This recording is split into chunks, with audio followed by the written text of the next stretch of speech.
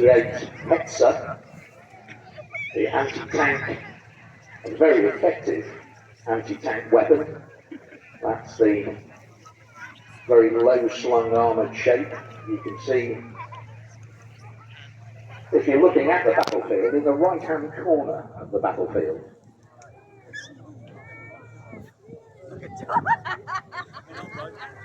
As you can see, ahead of these pre-prepared positions, because the Germans were falling back, they've had a chance to prepare these defensive positions, the trenches, the concrete bunker at the far end. They've got some serious armour support. They've got armoured personnel carriers, the SDKFZ 232s, sorry, I beg your pardon, one of which is an engineering vehicle. It's got bridging equipment on either side of it. Now, ahead of their forces, ahead of these defensive positions, are a group of high-speed reconnaissance troops. You can see two Kubelwagens near the hedgerow. They've just come onto the back of the vehicle, the back of the battlefield. And running down towards us are the motorcycle troops. A Kettenkraft Rad at the back, and a bunch of the motorcycles and sidecars, and a Horsch armoured truck carrying all of the command troops from those reconnaissance forces. They've been out ahead of these positions, and they've been scouting to look for the Allied advance. They have found where the Allied advance is, and it's incredibly close to the position now. So they have moved back to take advantage of this defensive area. Bolster the troops with their machine guns and various other things in their vehicles, and of course the troops themselves, to bolster this defensive position.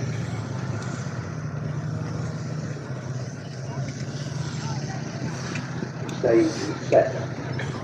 You can imagine the tension in these trenches. These troops know that the Allies are on their way, they know they've got armour, they know they're advancing in numbers and strength. And they are right in the path of the advance. So you just imagine what that felt like, to be sitting and waiting for the inevitable, it must be said. The Allied armies were not going to stop.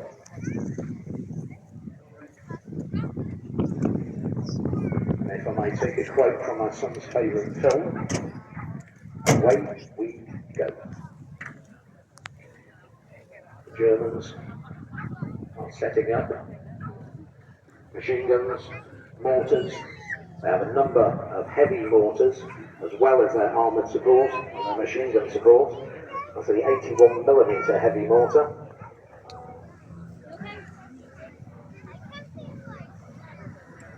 Now that weapon is the reason you're going to see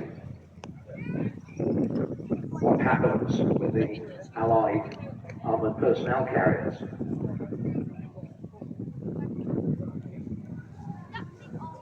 And the Germans have got themselves some really heavy support now.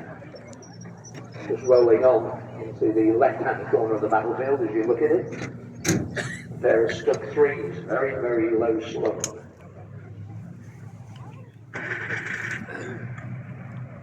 That's basically the Panzer III chassis. You take the turret off and you mount 75mm high-velocity anti-tank gun low in the hull. It was meant originally to be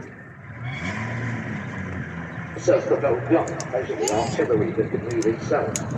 But they found, because of its low silhouette, it actually made an unbelievably good tank destroyer. It could sneak around, hide behind hedges with just a barrel sticking out. They did a very, very effective weapon, and believe it or not, more of those vehicles, over 9,800 of them, were built than any other type of German armour.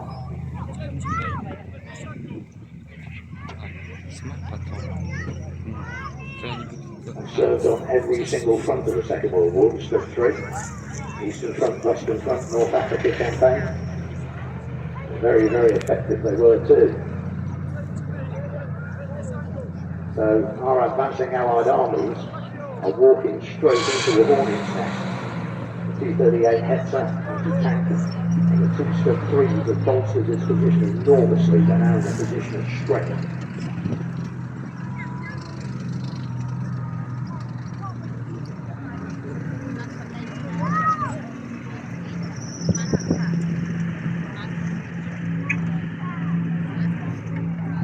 Germans have been very clever in the way they've deployed their forward trenches with gaps in between them. The main trench at the back of the battleground can offer supporting fire through the gaps. It also means that if any of the Allied forces get far enough forward between those trenches, then they will be subject to crossfire from either side. You'll see a goodly number of the world famous MG-32 and MG-34 and MG-42 machine guns. These were some of the most rapid firing machine guns ever built by anybody during the Second World War. In fact, they remained in service with a goodly number of armies right the way through to the 1960s, so good they were. It's been likened to walking out in front of a buzzsaw. You can imagine the effect of crossfire from a number of those positions could have.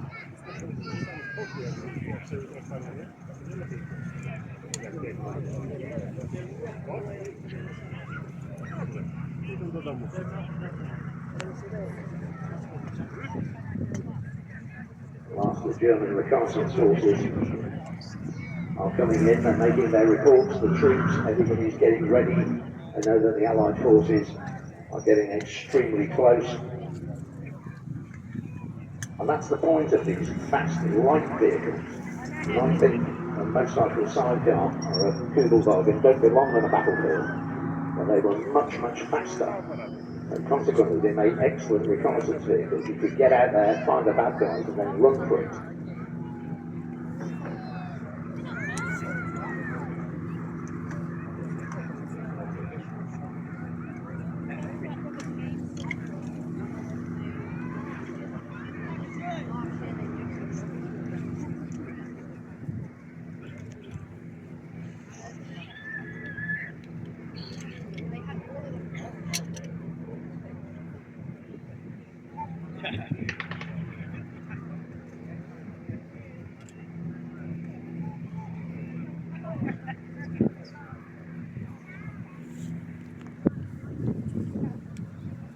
You can almost feel the tension ratcheting up in these trenches.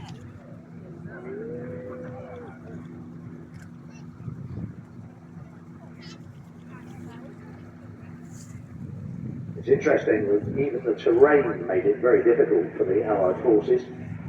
Normandy was chosen with care, simply because it was the one place they thought the Germans wouldn't think we would land.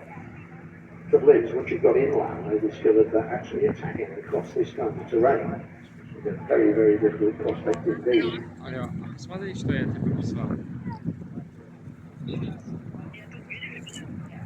Да, смотри, как хорошо у нас.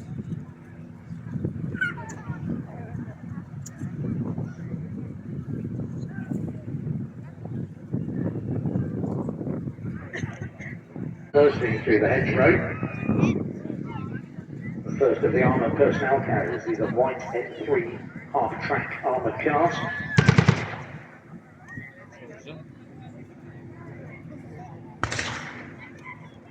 Not only do they have a self-defense 50 cal machine gun, 50 cal, that's unbelievable.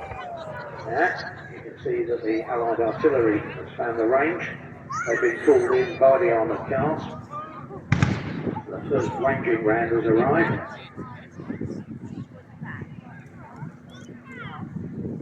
Yeah, and the armoured personnel carriers have got some serious backup. First of the M18s, M18 Hellcat tank destroyers, not a tank. The top of the turret is actually open. It's very lightweight and it's designed with a 76mm high velocity cannon. It's designed purely to counter other armoured vehicles. It also, because it's so light, made it one of the fastest tanks of World War II, 56 miles an hour on the flat, that machine. It's very, very effective. Yeah, the Allied artillery is starting to move forward towards the German positions. The dust and the smoke, all the M18s firing from the hedge. Dust and the smoke helping to obscure the Germans' view of the advancing Allied troops.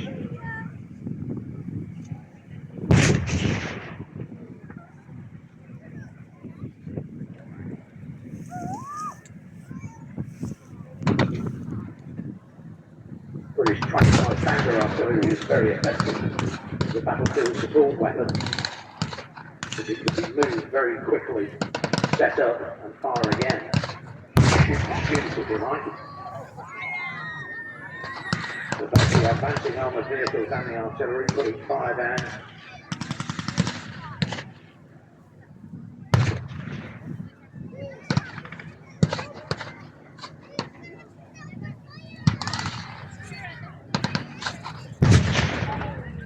You see some return fire from the German positions heading in towards the tanks and the armoured personnel carriers, flooding into the battlefield now. At the same time, foot infantry is flying to the left of the battlefield.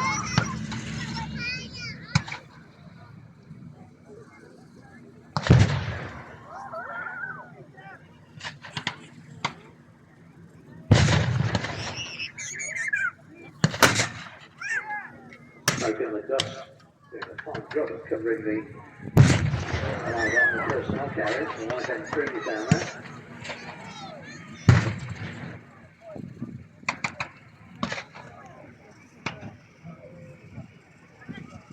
This is one of the unpredictable elements of any battle. You can see the ground has caught fire in the middle there.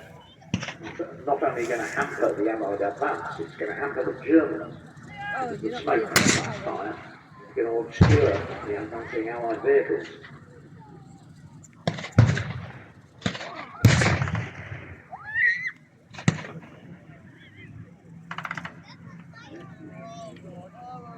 Lead elements reporting back to German positions exactly who's where. They can see that this defensive area is anchored by the pillbox on the left-hand end, by the stud tree on this end.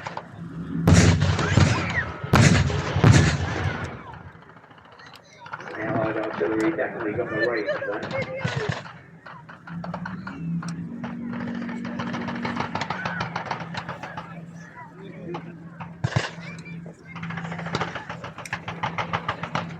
See the Germans replying their 81mm mortars from the trenches.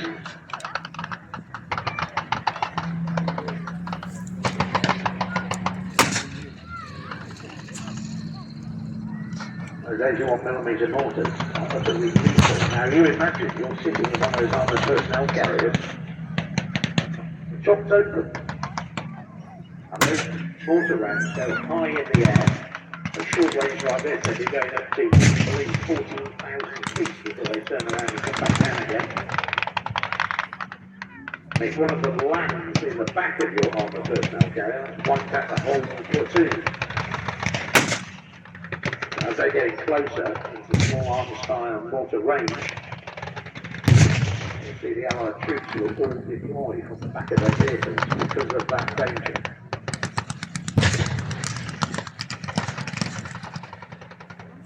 Centre trenches, engaging the foot infantry to the left with machine gun fire. As I said, MG-42, one of the highest rates of fire of any machine gun of the Second World War.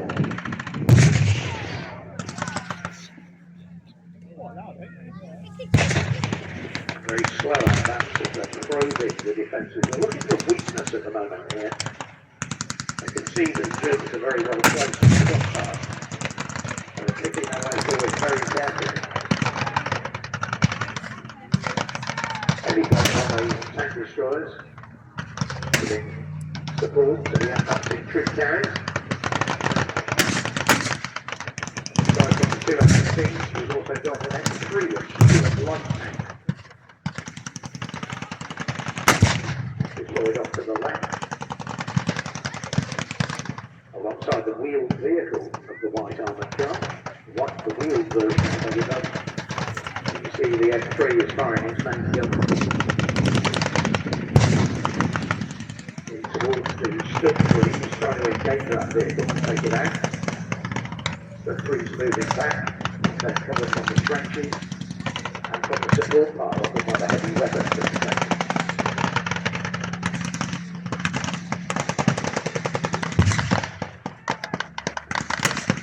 All of the vehicles now not only opening up with a main armament, but with 50-cal machine guns mounted on the top of the turrets to put down as much suppressive fire as possible to make the German defenders keep their heads down.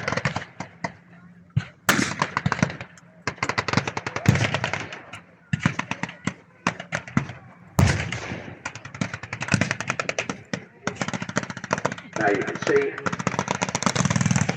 the Allied infantry deployed out to the back of the vehicles. They know that those trench mortars could basically decimate their whole platoon if they landed into the vehicle. So they're now advancing behind the vehicles, using the vehicles as cover.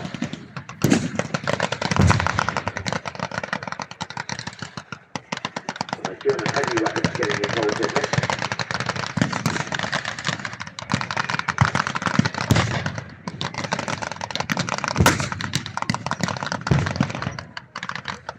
Really are pouring fire into this now, not just machine guns, but trench mortars and submarines.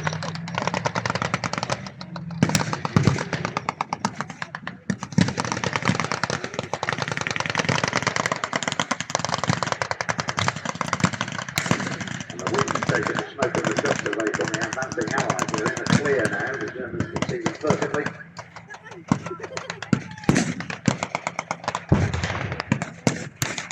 The M3 and the armoured cars move round to the left to support the foot infantry, give them some cover. As the white infantry advance down the right hand side, with the tank support in the middle.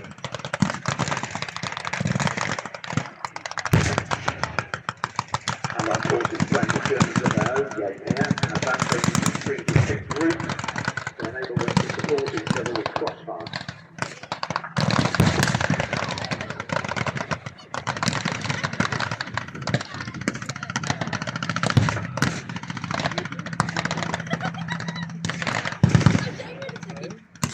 Allied vehicles have been a major problem. They're getting very close to full speed. Submarines are still operating.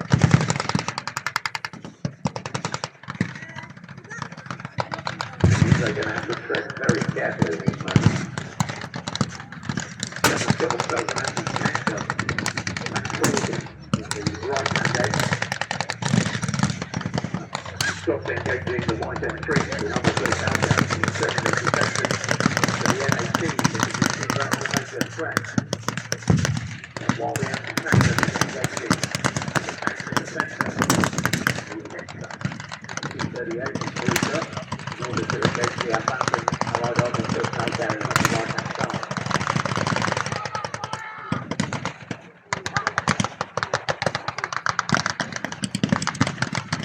The infantry on the right-hand side on the left side is being very, very cautious.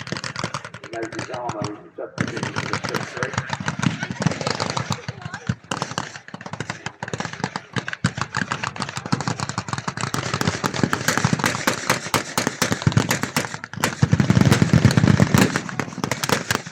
And as the race closes, this is where the flight is being pulled. Machine guns and all the vehicles firing into the German trenches, trying to get their heads down. These big submarines have now been hit, they're both on fire. German position very much weakened as their main artillery is taken out.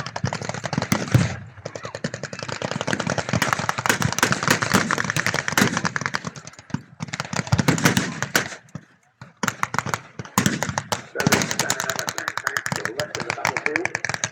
Troops advancing towards you, representing Leicester's own regiment. Big cheers to local boys over there. They're being supported by the army car and the M3 Stuart Light tank.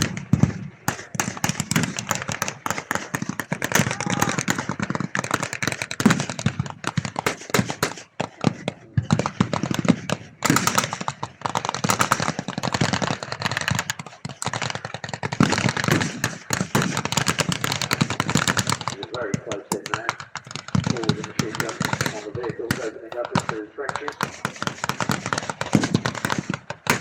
Trying to drive the Germans away from the forward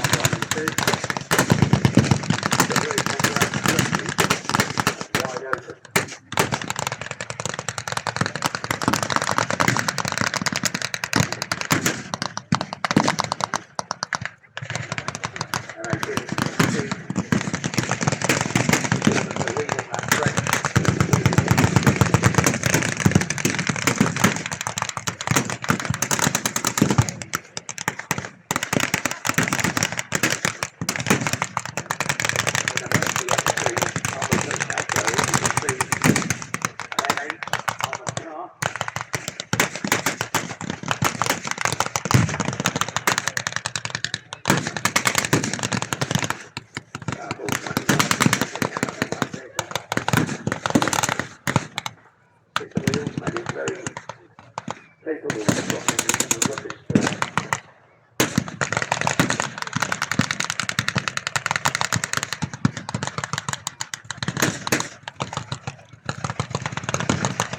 The Allies on the right here is next to the first German position. Right at the end of the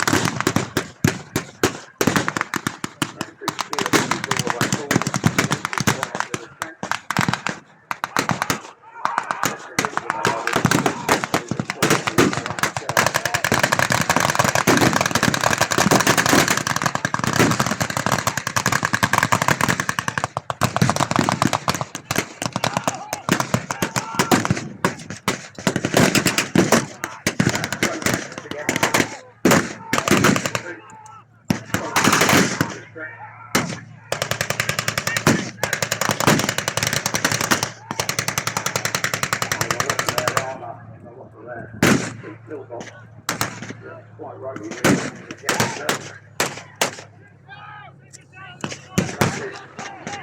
people with one red cross helmets on. The battlefield medic. Battlefield medic.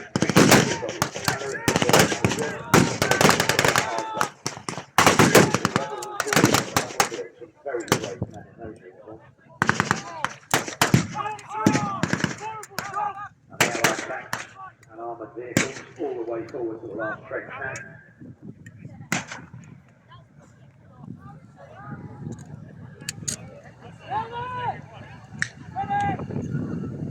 And the position has been successfully taken. I want you to imagine what that would have been like with that collapse.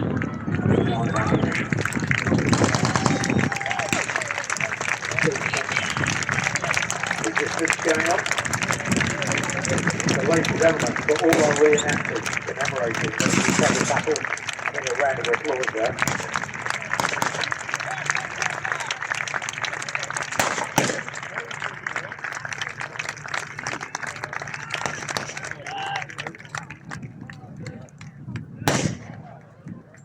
So ladies and gentlemen, the final commemorations of all those who fell in battle.